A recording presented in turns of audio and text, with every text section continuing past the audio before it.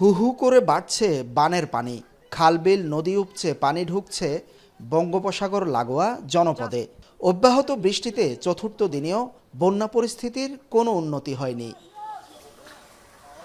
একই অবস্থা চট্টগ্রামের সাতকানিয়া, বাঁশখালী, রাউজান উপজেলার। বুক সমান পানিতে ডুবে গেছে এসব এলাকার সড়ক, বসতঘর, হাটবাজার। বসতবাড়ি ফেলে উঁচু দালানে আশ্রয় নিয়েছেন পানিবন্দী মানুষ।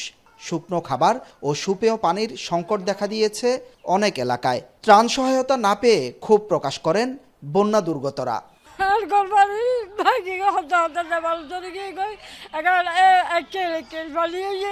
আমরা কিছু পাই নাই, আমাদের সব কিছু ভেঙে গেছে, শুধু এতটুকু একটু শুকনো আছে, এই শুকনোতে আমরা দাঁড়াইয়া আছি। আজ 7 দিন এতটুকু পানি কেল পর্যন্ত আমরা এখানে থাকতে পারি না, খানা পিনা সব ওখানে বাসায় থাকি। ভিটামিন ই ও সি সিরাম 8টি প্রাকৃতিক অয়েল সমৃদ্ধ লিলি সিরাম অয়েল, যা চুল পড়া কমায় মাত্র 30 দিনে। বাঁশখালীর গুণগড়ি এলাকার সড়কের চিত্র এটি। প্রায় কোমর সমান পানি এ সড়কে। আশেপাশের যে পাড়াগুলো আছে সেগুলোতে কোথাও কোথাও টিনের চাল পর্যন্ত পানি পৌঁছেছে। শুধু বাঁশখালীর এই গুণগড়ি নয়, আশেপাশের যে সাতকানিয়া, রাউজান, হাটহাজারী, সীতাকুণ্ডের বিভিন্ন এলাকায় পানিবন্দী হয়ে আছে প্রায় 4 লাখ মানুষ। একই অবস্থা কক্সবাজার এবং 3 পার্বত্য জেলারও। এখানকার মানুষ বলছেন যে পরিমাণ ত্রাণ সহায়তা আসার কথা তাদের কাছে, সে পরিমাণ ত্রাণ সহায়তা সরকার কিংবা কোনো স্বেচ্ছাসেবী সংগঠনের কাছ থেকে আসেনি। এছাড়া এর পাশেই বঙ্গোপসাগরের 3টি স্লুইস গেট, যেটির কোনোটিই খুলে দেওয়া হয়নি। ফলে বন্যা পরিস্থিতির খুব একটা উন্নতি হচ্ছে না এই এলাকায়। বন্যার আর্থিক ক্ষতির চিত্র বেশ বড়।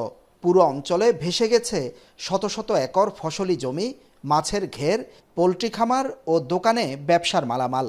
গবাদি পশু বাঁচাতে উঁচু জায়গায় ঠাঁই নিয়েছেন কেউ কেউ। পানিতে সহায় সম্বল হারিয়েছেন গ্রামের ক্ষুদ্র উদ্যোক্তারা। কৃষকদের কপালে চিন্তার ভাঁজ। বন্যায় সামগ্রিক ক্ষতির পরিমাণ দাঁড়াতে পারে শত কোটি টাকার বেশি।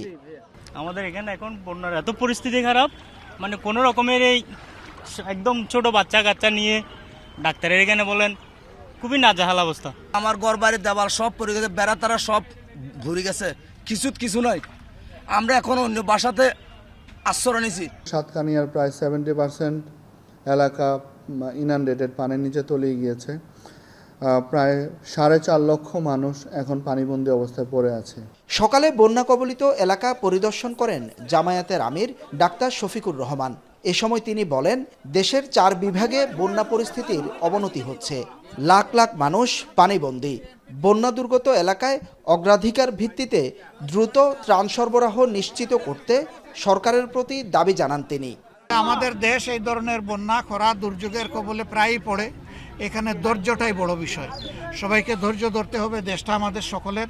সরকার যেন সর্বোচ্চ গুরুত্ব দিয়ে অগ্রাধিকার দিয়ে এই এলাকাগুলোকে দেখে।